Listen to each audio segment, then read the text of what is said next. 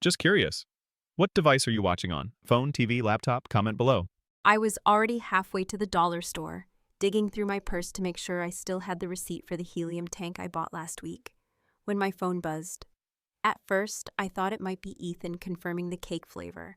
Last time, I got him cookies and cream and he called me the coolest aunt alive for a month. But when I glanced down at the screen and saw it was from Liz, my heart sank a little. The message was just one sentence.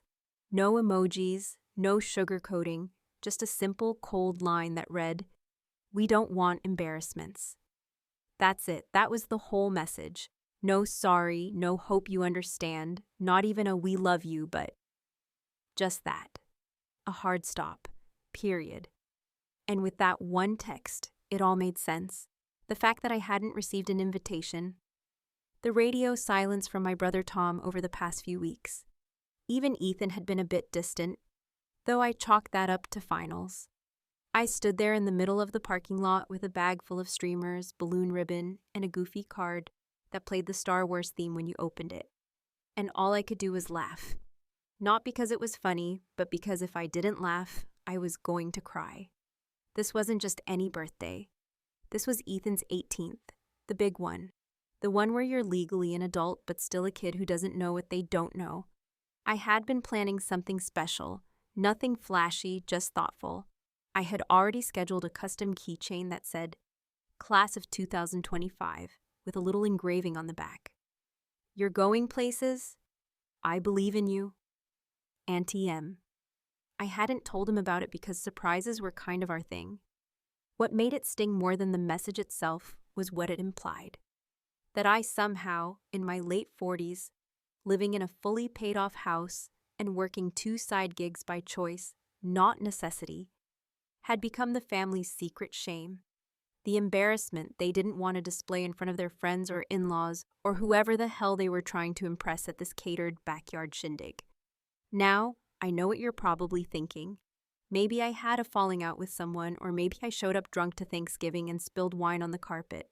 But nope, nothing dramatic like that. The most scandalous thing I've done in the last decade is wear sneakers to a funeral because of my plantar fasciitis. But Liz always had this thing about image. She wanted to be a put-together mom. She wanted her family to look like they belonged in a brochure for some fancy lakefront retreat. Not a real-life, messy family with complicated people and even more complicated pasts. I didn't fit the mold. I didn't wear pearls. I didn't smile politely and pretend everything was fine when it wasn't. And I definitely didn't nod along when she made those backhanded remarks like, "Oh, you're still doing that Etsy thing?" Or, "You're so brave for not coloring your grays." Brave? No. Tired, yes. Fed up.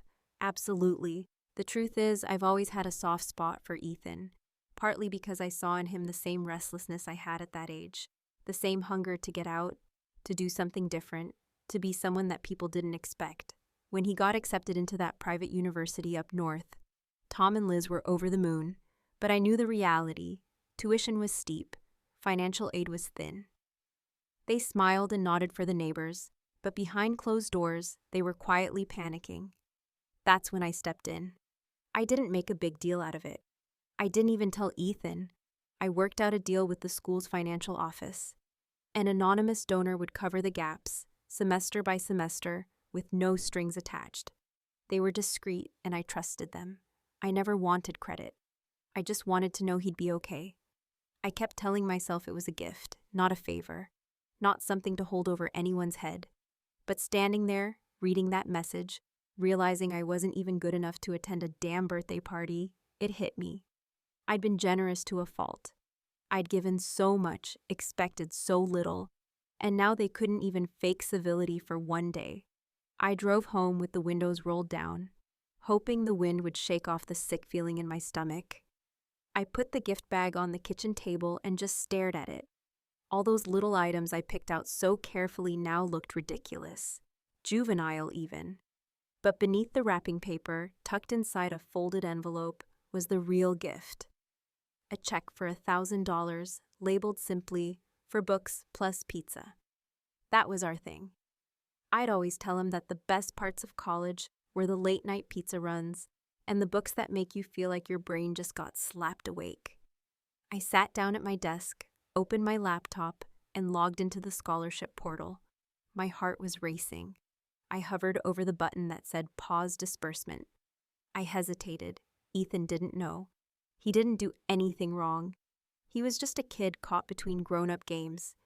But then I remembered how Liz used to flinch whenever I hugged him too long, or when he'd post pictures with me at the science museum. "It's weird," she once told me. "You're not his mom." And maybe I wasn't. But in all the ways that counted, I was more than just the lady who showed up with extra candles when they forgot them. I was his biggest supporter. So I sat there breathing heavy, staring at that button like it might explode if I touched it. I didn't want to hurt Ethan. I didn't want to pull the rug out from under him. But damn it, I also didn't want to keep giving and giving only to be erased from the family narrative like I never existed. And just when I was about to click away and let it go, my phone buzzed again. This time it was Tom. Just 2 words. "Can we talk?" And that's when I knew this wasn't over. Not by a long shot. The message from Tom sat at the top of my inbox, like a blinking hazard light, pulsing with quiet urgency. Just 2 plain words. "Can we talk?" But loaded with all the weight of a man caught between a rock and the woman he once shared childhood bunk beds with. A man who had spent his entire adult life trying to smooth over every uncomfortable bump in our family's road without ever acknowledging how many of them had been caused by his silence. I didn't respond right away, not because I didn't have something to say, but because I wanted to sit in the discomfort for a while, to let that bitterness burn slowly through me like the last swig of a too strong bourbon, the kind that leaves you blinking back tears without knowing whether they came from the alcohol or the ache behind it. I opened my laptop, fingers already knowing their path as if they'd walked this route in their sleep, and navigated to the private portal for the university's financial aid office. The one that had quietly and without fanfare allowed me to step in as an anonymous benefactor over the past year. Each payment entered methodically, deliberately, like I was investing not just in a young man's education, but in his escape hatch from the tight-lipped, image-obsessed world his parents so carefully curated. The portal opened with a soft chime, like the calm before a storm, and I stared at the transaction history.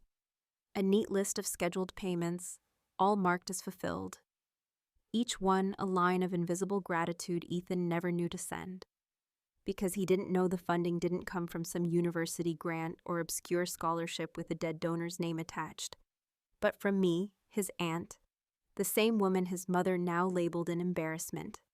I clicked on the next upcoming payment, one due in 3 weeks, and hovered over the pause button. It wasn't a permanent cancellation, at least not yet, but it would send a message loud enough to rattle even Liz's carefully constructed world. My finger didn't twitch, didn't shake, didn't second guess. I clicked it. The screen blinked once and the word paused appeared in gray where scheduled used to be. And just like that, the invisible thread I had been using to hold their future together began to fray. Still, I wasn't cruel. I didn't just leave them to discover it through some confusing financial aid notice or a panicked call from a school administrator. I drafted an email, not dramatic, not vindictive, just measured and polite. In that way women are taught to be even when setting a boundary that's long overdue. I addressed it to Tom, CC'd Liz, and kept it simple. Given recent developments, I've chosen to reevaluate my financial support for Ethan's tuition. The next scheduled payment has been paused, pending further discussion. Please plan accordingly. I didn't mention the party. I didn't mention the text. I didn't mention being called an embarrassment. I wanted the silence between the lines to speak louder than anything I could say. It didn't take long for the fallout to begin. First, there was silence. No calls, no texts, no passive-aggressive emails filled with coded language. Just pure, eerie quiet that hung in the air like a storm cloud stuck on the horizon. Then came the reply, written entirely by Tom, but undoubtedly edited by Liz. Her fingerprints all over the too formal tone and the way it framed everything as a miscommunication rather than what it really was, a deliberate exclusion. We're sorry for any misunderstandings. Ethan values your presence in his life, and we hope to discuss this further in a way that's constructive and respectful to all parties involved. I read it twice, rolled my eyes, and deleted it. No reply, not yet. I wasn't ready to engage on their terms, not while they were still pretending that this was some kind of unfortunate clerical error, and not the result of a carefully orchestrated decision to cut me out of the picture for the sake of their spotless social image. Instead, I focused on the small details, the things that had always given me quiet joy, like organizing my receipts, folding the laundry just right, or arranging the pantry so everything faced forward. But beneath all that domestic noise, my mind kept circling back to Ethan. He was 18 now, legally an adult, old enough to vote, to enlist, to sign a lease, but still young enough that he wouldn't yet know how to spot the ways adults betray each other with smiles and vague emails. I thought about calling him, just to talk, to explain, but I also knew that if Tom and Liz hadn't told him about the funding, then dropping that bomb over the phone would just feel like leverage. I didn't want him to think I was playing a game, even if everyone else around him was. So instead, I called Jess. Jess has been my best friend since high school, the kind of woman who keeps one foot in reason and the other firmly planted in sass. And when I told her what happened, she didn't say, "You did the right thing," or "they'll come around." She just paused, took a long sip of her coffee, and said, "Good, let them scramble." She was right. I'd spent years giving them the benefit of the doubt, smoothing things over, pretending Liz's snide comments were just awkward social graces, not thinly veiled judgments. Now they could learn what it felt like to lose the safety net they never acknowledged in the first place.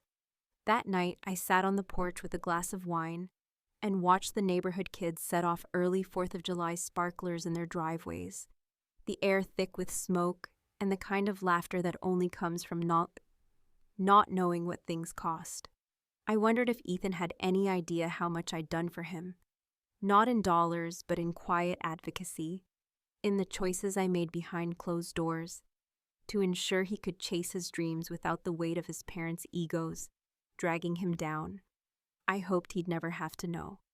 But I had a feeling that hope was already out of reach, because the next morning, just after I'd opened my eyes and before I'd even rolled out of bed, my phone buzzed again. This time it wasn't Tom. It wasn't Liz. It was Ethan. And all it said was, "Why is Mom saying you're taking away my scholarship?" The moment I read Ethan's message, I felt the kind of cold creep up the back of my neck that you usually only get when you've forgotten something incredibly important or when you're about to be dragged into a conversation you've avoided for years, one where the truth doesn't just show up politely at the door, but kicks it down, messy and uninvited. It wasn't long, just one question.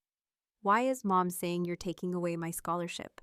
But behind those 12 words was a storm waiting to break open, and I knew, even before I typed a single letter back, that this wasn't going to be a text thread.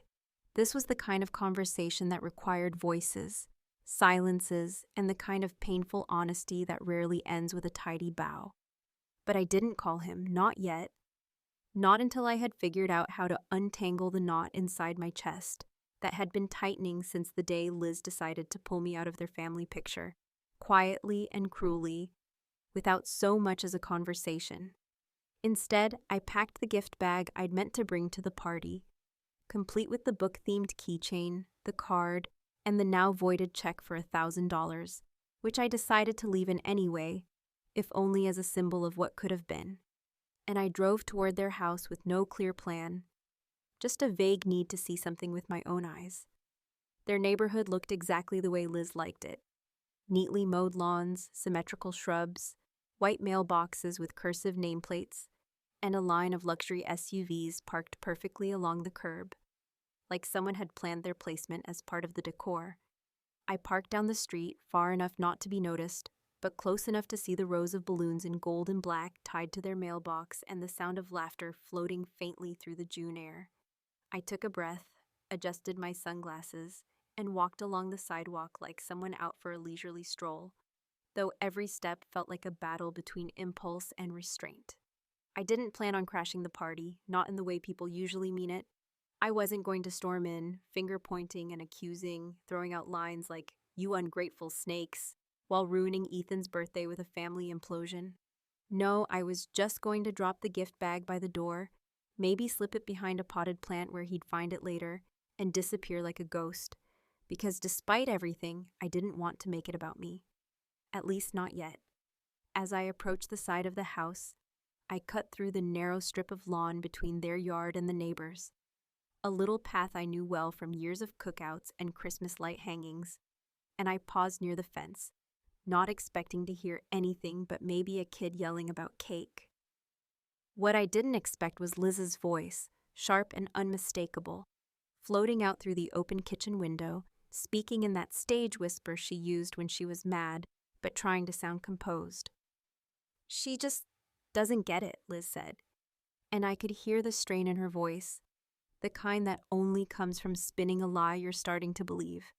I mean, she's wearing that same denim jacket from like 2 decades ago, and the way she talks about Ethan like she's some kind of co-parent, it's just embarrassing. He's going to be around real people now. He doesn't need that kind of influence. There was a pause. Someone else, probably one of her friends, murmured something in response, but I couldn't make it out over the sound of my own pulse pounding in my ears. My hand tightened around the handle of the gift bag, and for a moment, I almost turned and walked straight through the front door just to throw it at her feet. But instead, I stepped back, closed my eyes, and let the insult settle over me like ash after a house fire. This wasn't new. Liz had always looked down on me in the way people do when they feel threatened by your refusal to play by their rules. I didn't cry. I didn't scream. I just walked up to the front porch, set the gift bag carefully on the mat, tucked the card in front where Ethan would see it, and turned around, leaving the scene with the quiet dignity Liz had always mistaken for weakness. As I reached my car, I looked back one last time and felt something shift. Not in the dramatic movie moment way, but like a page had turned in a book I hadn't realized I'd been writing for years. I drove away without looking at my phone, even though I could feel it vibrating in my purse. When I finally checked it that night, I saw I had 3 missed calls from Tom, 1 from Ethan, and a voicemail that nearly stopped my heart when I heard it. It was Ethan's voice, tight and confused, somewhere between anger and desperation, and he was talking fast, like he didn't want to lose his nerve. "Hey, Mom's freaking out. She opened your gift and there's a check in there and now she's saying you're trying to manipulate me or something. She's telling Dad you're pulling the scholarship. Is that true? I don't understand what's happening." There was a pause, and then softer, like a whisper not meant to be caught on tape, he said, "Why didn't you just come in?" I listened to that message 4 times. Each time, the same ache bloomed behind my ribs. He didn't sound angry at me, not exactly. He sounded lost, betrayed in the way only someone caught between loyalties can be. And in that moment, I knew the choice I had to make wasn't about money anymore. It was about truth.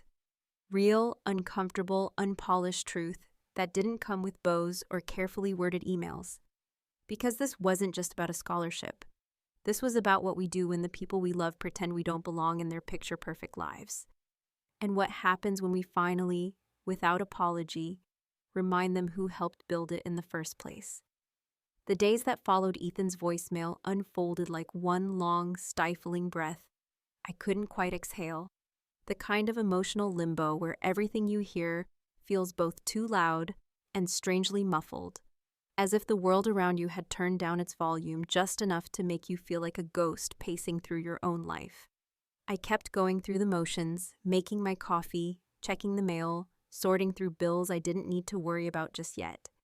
But beneath it all, the question hung heavy in the air, the same one Ethan had asked in that soft, confused tone that haunted me, even as I tried to convince myself I'd done the right thing.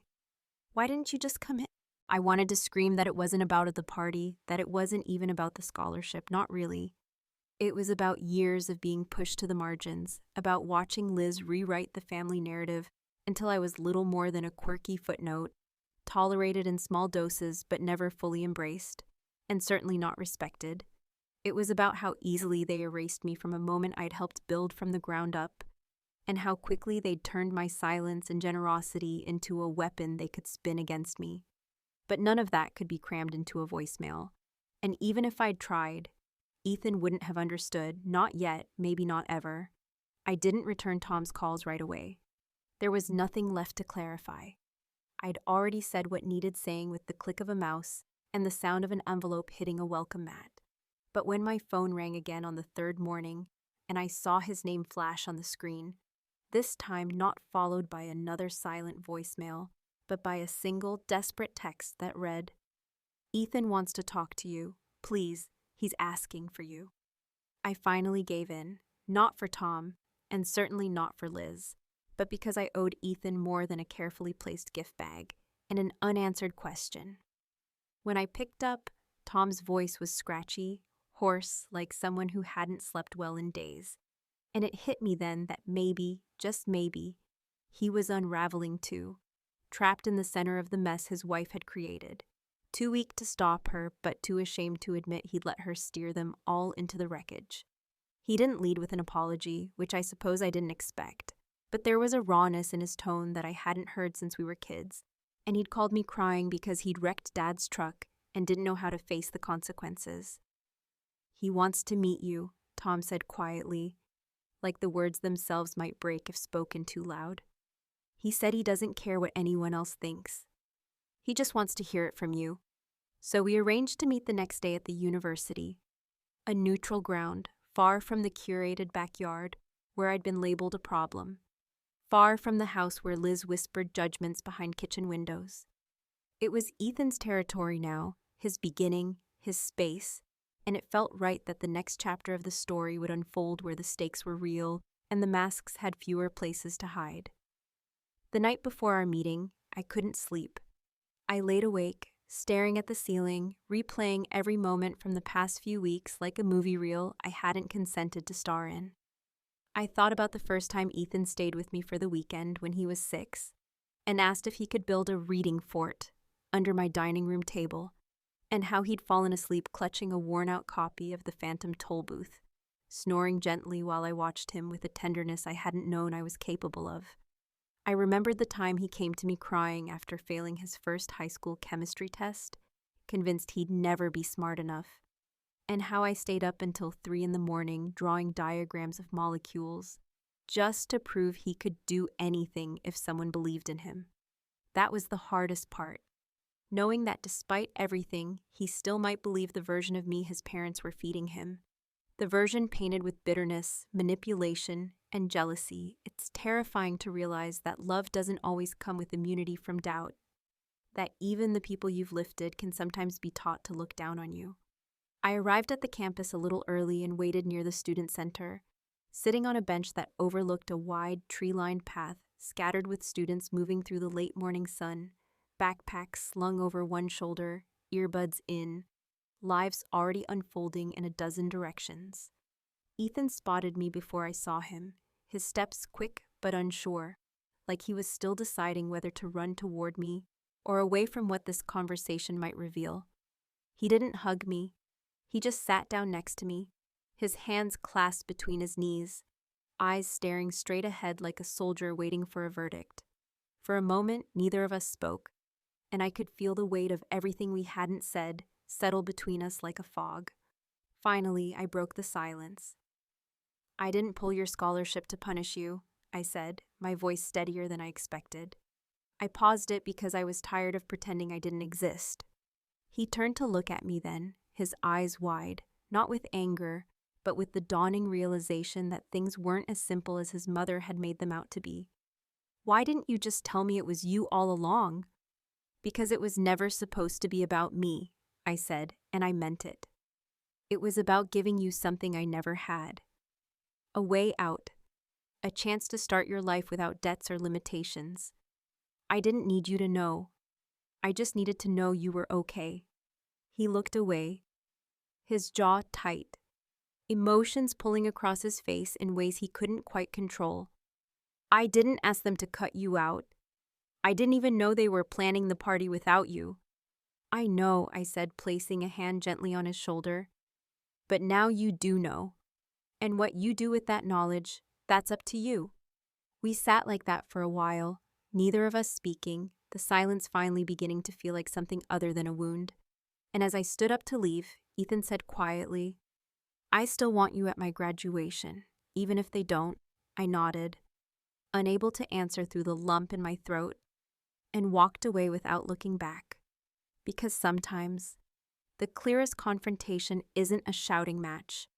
It's the quiet, unwavering decision to stop begging for a seat at the table and start building one of your own.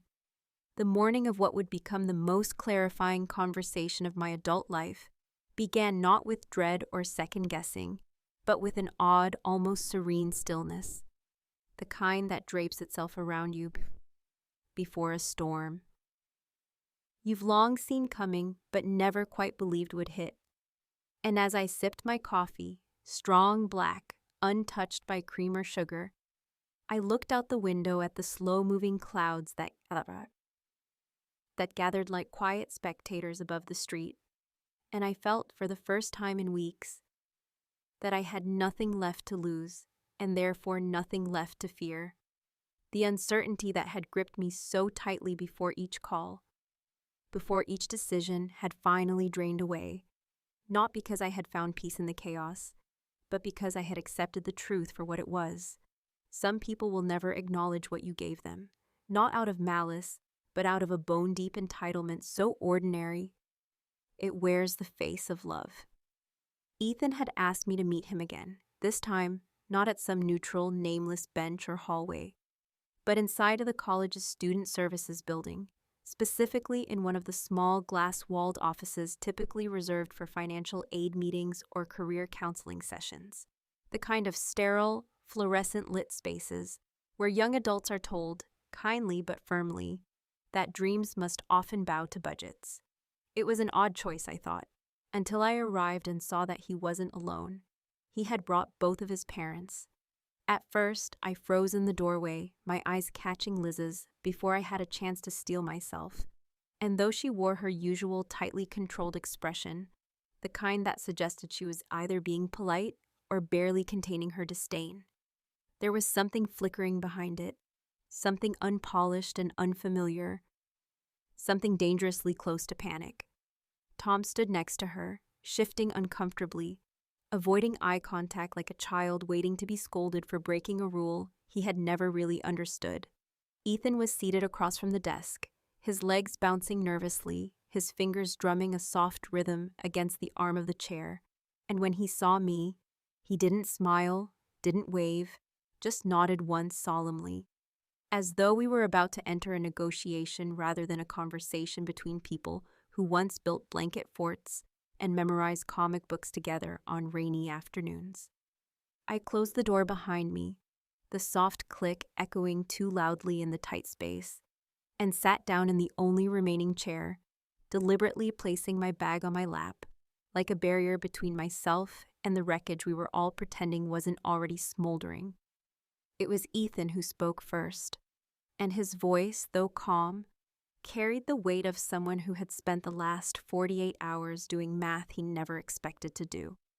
Emotional math, moral math, the kind that demands you tally every favor, every omission, every carefully chosen silence, and ask yourself whether loyalty to your parents can coexist with loyalty to yourself. "I know what you did," he said simply, his eyes not on me but on the table between us. "And I'm not mad that you didn't tell me. I'm mad that you had to." That sentence landed like a stone dropped into still water. No splash, just a heavy, sinking truth. Liz shifted in her seat, clearly uncomfortable, her hand inching toward Tom's as if she might stop him from speaking before he got the idea to grow a spine. But he didn't speak. Not yet. He just looked at me with that same helpless guilt I'd seen too many times in his eyes. The kind that said, "I know you're right, but please don't make me say it out loud." "I paid for your education because I believed in you," I said, turning to Ethan fully, letting my voice soften, not because they deserved gentleness, but because he did. Not because I wanted anything back, not because I expected to be praised. I just didn't want you to struggle the way I did. "I know," he replied, finally meeting my gaze, his eyes bright with something halfway between gratitude and sorrow.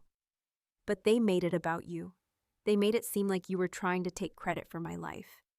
At that, Liz sat forward, her voice sharp and brittle. We were trying to protect you, Ethan. You're too young to understand how these things can look. She was making you dependent.